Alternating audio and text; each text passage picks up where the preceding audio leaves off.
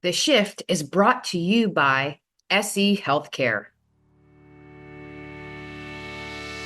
Welcome to The Shift. I'm Dr. Andrea Coyle.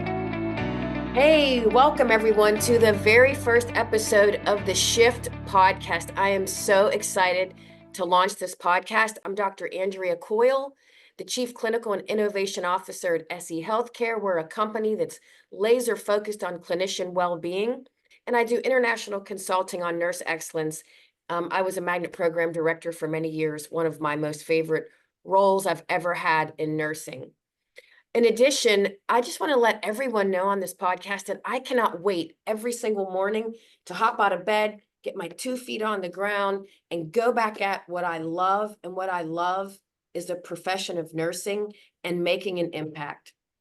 The intent of this podcast is really meant to keep everyone involved, keep people interested, and most importantly, to keep you inspired.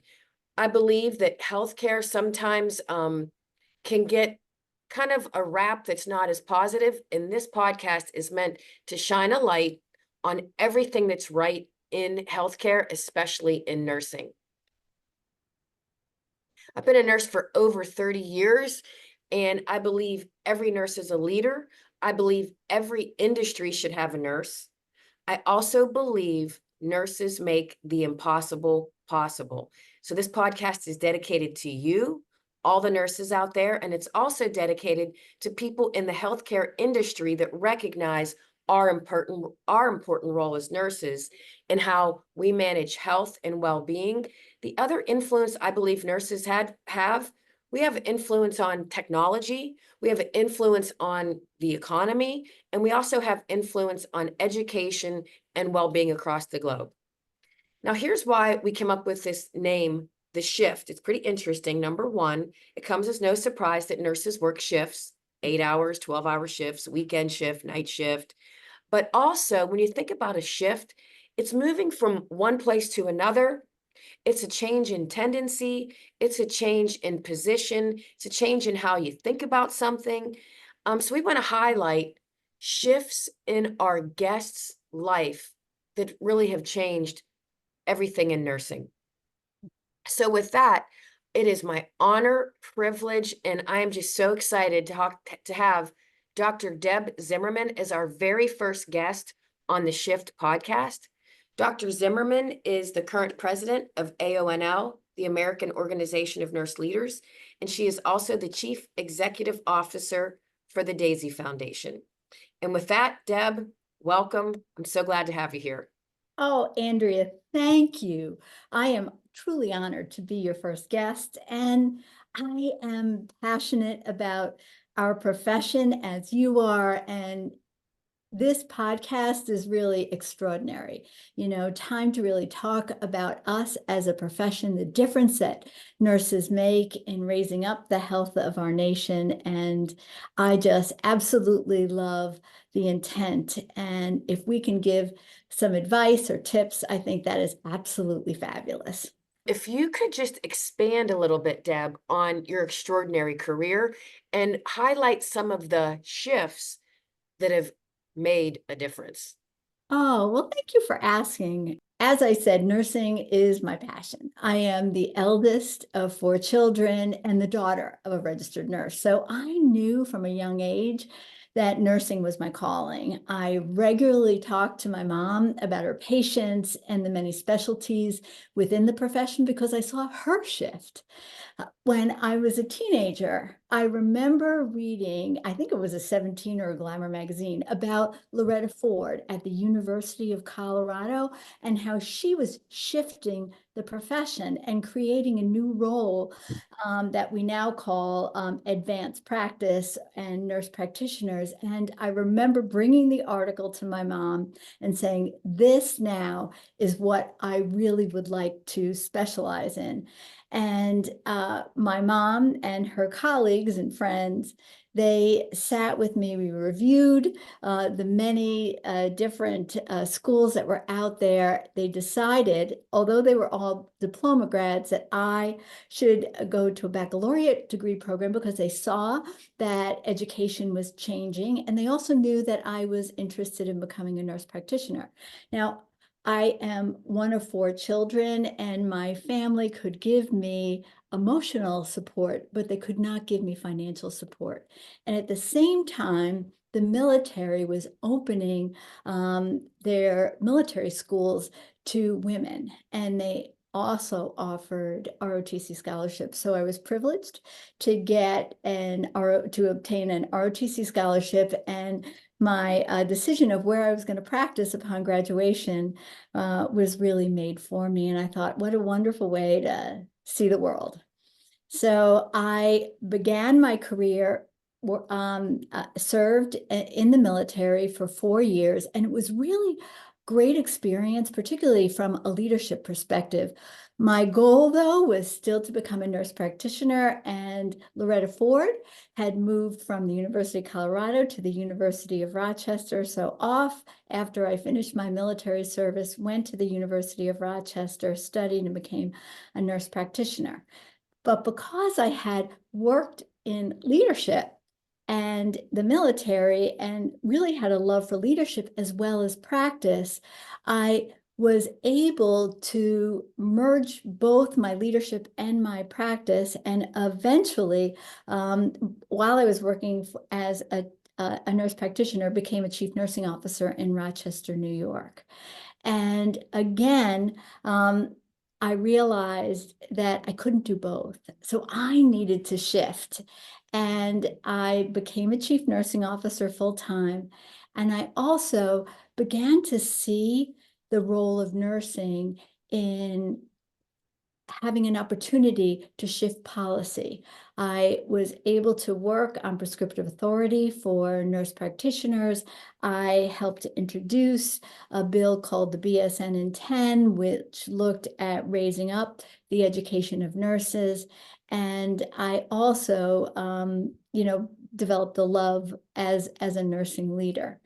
I had the opportunity to shift again, and I was asked to serve on the Magnet Commission, and that was my exposure to Bonnie and Mark Barnes. I, at that time, was invited to move as a chief nursing officer to Virginia, and the nurses in Virginia said that they recognized the need for feedback from those that mattered most, their patients, their families, and their colleagues, and they wanted to introduce the Daisy Award. Well, how could you say no when Right. but what I didn't understand is the impact of the Daisy Award. I actually thought that the recognition programs that the organization had were robust and fulfilled and recognized the work of nurses. But what I found is that the Daisy Award was that absolute tie from with the public and those that they served. It was a tie to purpose. So for a new nurse to be able to receive feedback on their individual care, it validated that they were making a difference, that they made the right career choice.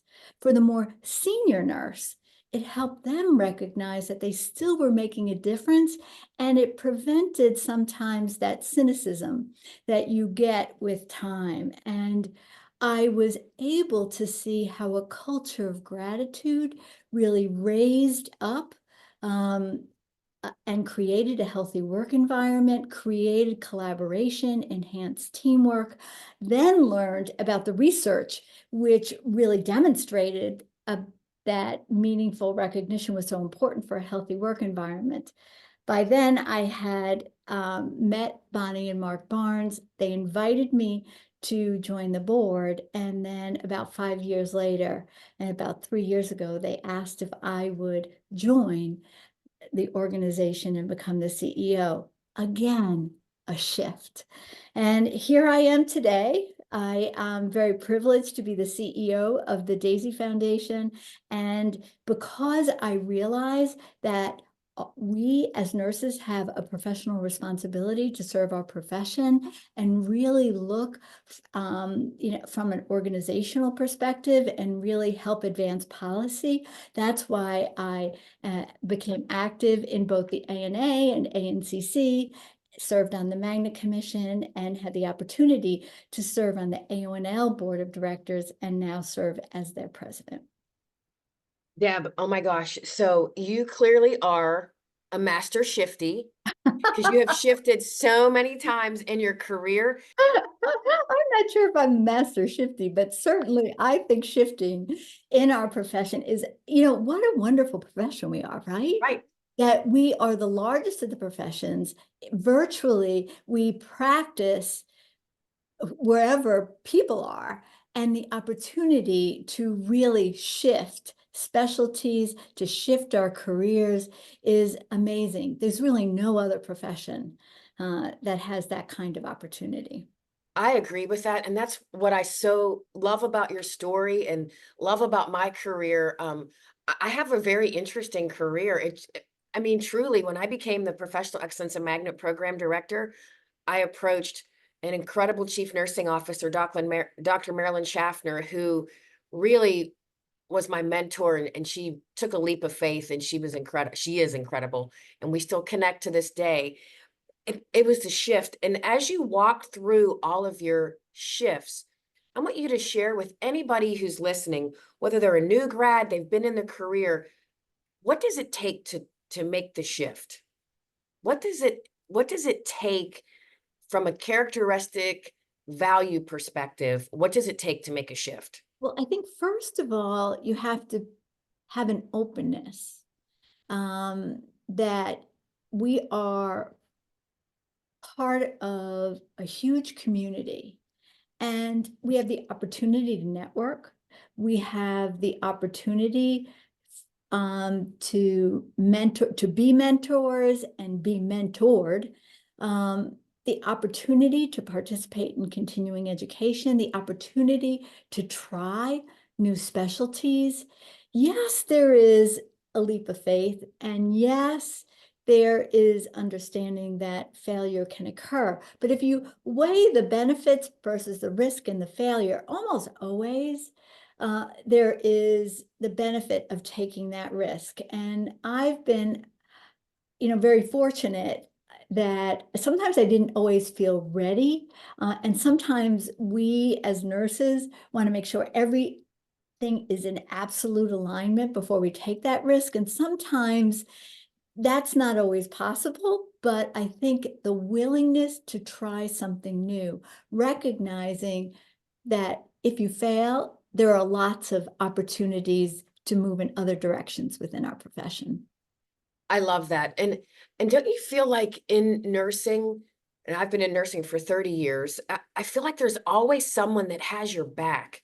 There's always someone that's willing to say, let's take this risk, let's try it. And I really feel like that's a message that I want to share with people that are young into the profession, people that are considering the profession, that we are such, I love that you said network. Bonnie mentioned that you're such a networker. And I just think our profession affords so many opportunities because we do have the interest not only of the patients we serve, society that we serve, but each other. And I think we need to start continuing that shift that we support and help each other. I have found that within our profession, there is such grace, compassion, and understanding for our colleagues, and that the greats within our profession see it as their duty to help the profession continue to grow, to help our newer nurses to be able to advance their career. There have been many advances, certainly that I've been able to see, in my career, whether it be scope of practice, the settings, compensation, a greater seat at the table, are all things that have occurred And almost all of them occurred because there were other nurses who gave a helping hand to me and to others to help advance the profession. And why do nurses do that? It's really for the good of those that we serve, our patients and our community. I agree with that. Deb, will you tell us a little bit about what you're doing with AONL right now? Like what's your laser focus for your, it's a year presidency, correct? So what is it, a 1-year term? It's actually a 2-year term as president. So a few years ago, they made AONL looked at the need for more continuity within their board, and specifically within the president's role, because they wanted the opportunity for the president to be able to bring an agenda to fruition. So I have had the opportunity to serve as 2 years as president-elect, and then I have 2 years as president. So I am 6 months, or a little over 6 months, 7 months now into my presidency. So I'm thrilled that I have another year and a half. The absolute focus has been the workforce. And I think really every professional association in healthcare has been laser focused on workforce. And truly, one of AONL's strength, and something I embrace, is the role of AONL to serve as a convener. We don't necessarily have to know all the answers, but we need to bring people together in order that the voices of our clinicians who are on the front lines, as well as other disciplines and our community leaders and other professional nursing organizations, can really come together. So first and foremost, it was really creating that healthy work environment. What we know is that nurses were fatigued over the last 4 years, and that not all of the elements that are necessary for a healthy work environment were in place because of the command and control processes that were in place in order to combat the pandemic. So what we have really been focused on is really reinstating the elements of a healthy work environment that we know from the research, from both the magnet perspective as well as the American Association of Critical Care Nurses, in helping to support that, as well as looking at what do we need to do? What have we learned from the pandemic? What kinds of new models need to be put in place? What we saw is that there were gaps in our models of care, in our health system, where the vulnerable populations really were very challenged. So how can we create models of care with the voice of the nurse from the front line that cross the continuum of care, that allow nurses to practice to their full scope of license, and then also give them the time, which is so important, to really build those relationships and engage. So that one, our focus is on models of care.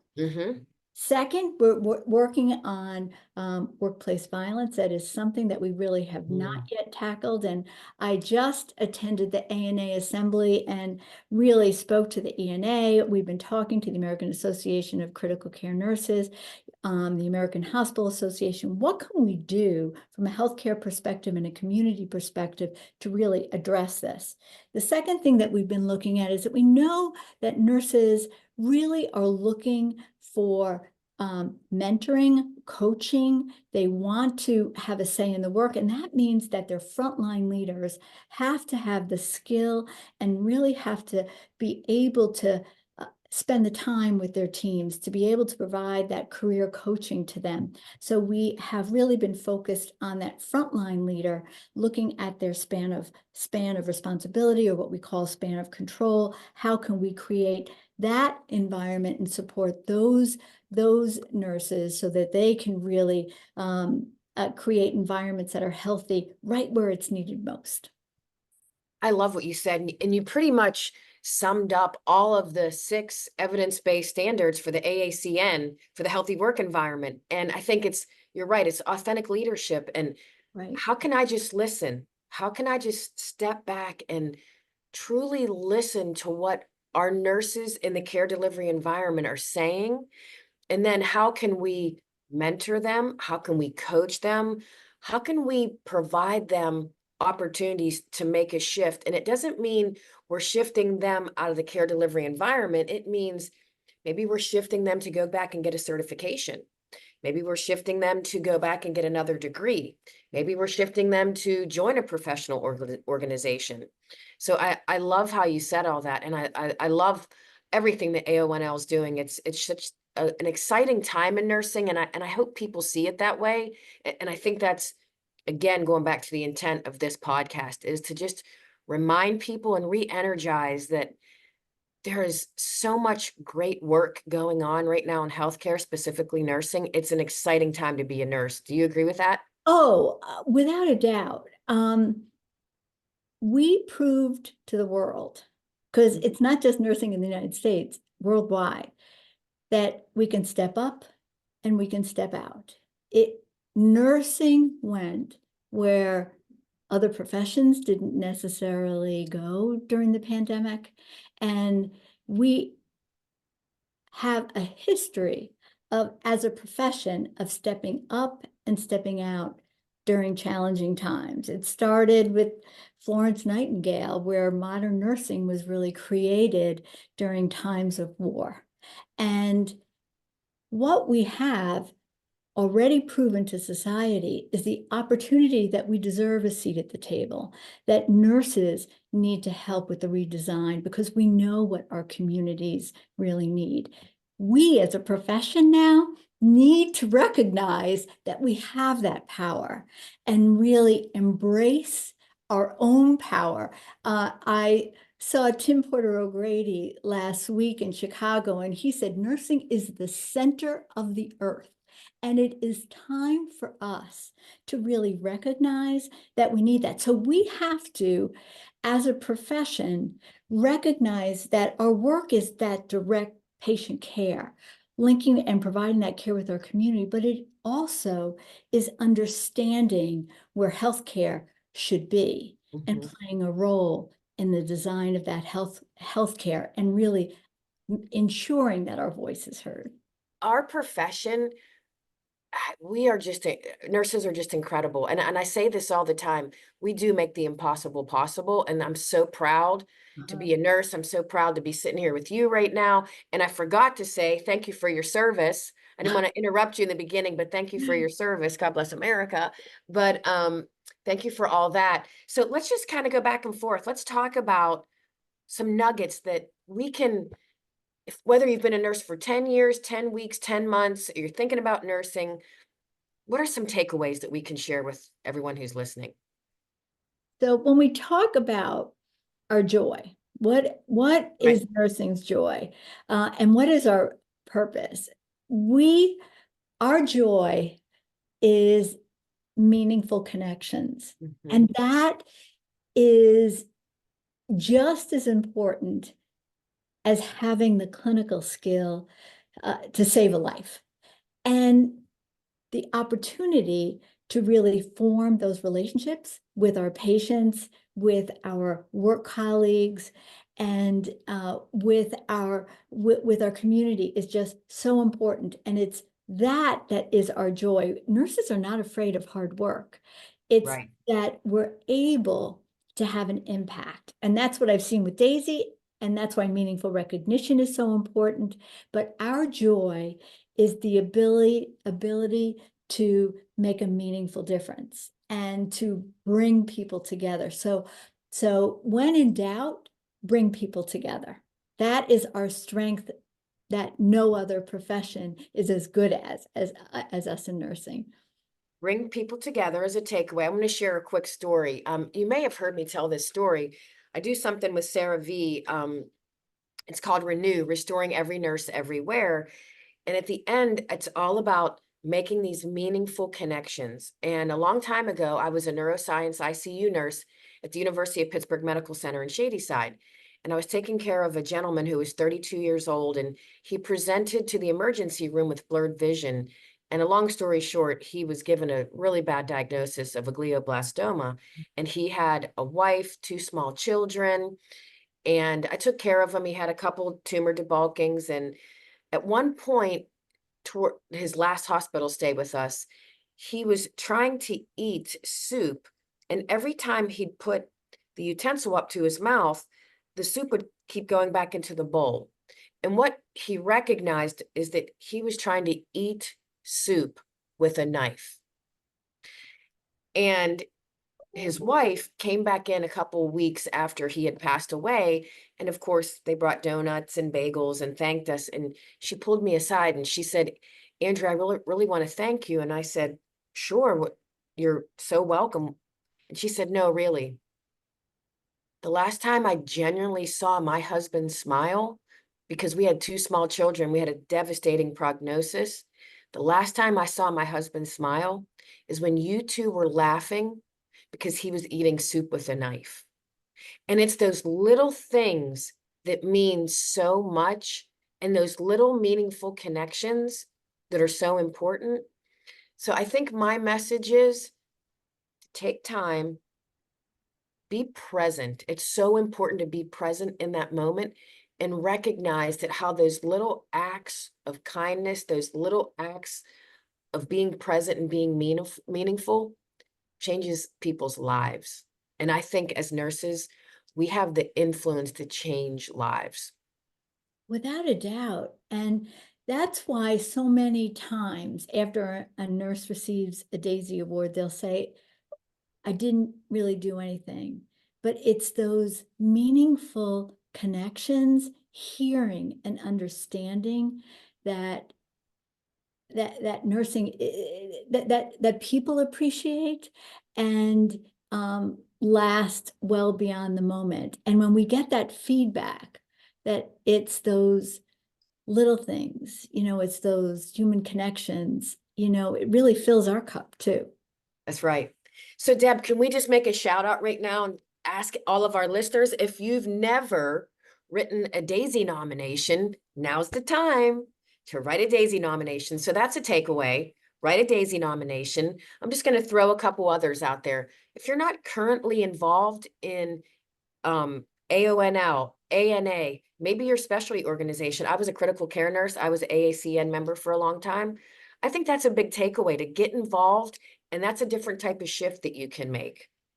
Absolutely. And one other thing I want to bring about too, together we're better.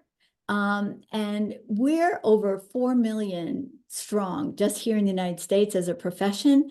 To listen to one another and to listen to opposing opinions and invite those opposing viewpoints to participate in the solution will create opportunities for better solutions. And it will in turn raise up the health and wellness of our community. You know what I said, Deb, when I was the Professional Excellence and Magnet Program Director, shared governance was, underneath of me. And I love shared governance. And I always said shared governance was really a medium where we could really display diversity at its finest, because we sat there and hopefully embraced other people's thoughts, ideas. And that's when the magic happens, when we have the capacity to really pay attention and look at things differently from a different perspective. Right. So then you hear the best solutions, and together you really can. And honestly, as a profession, we're good at that. But sometimes we're focused on getting the task done, and Right. and we don't have time to really listen to one another. And it's so important to listen to one another. I agree. Well, Deb, I can't thank you. First of all, in 6 months, we would love to invite you back to the shift. So hopefully we'll hear more about what's going on with AONL, your models of care. You can get us inspired all over again. I just want to remind all the folks that are listening to us, and I'm going to start calling everybody shifties. Shifties, you have the ability to shift every single day, and your shift makes a difference. Enjoying the shift? Help us reach more nurse leaders by rating and reviewing us on your podcast app. It takes just a minute, but makes a big impact. Search for The Shift, tap those stars, and share what you love. Your feedback shapes our future episodes and helps others discover us. Remember, rate, review, and amplify The Shift today.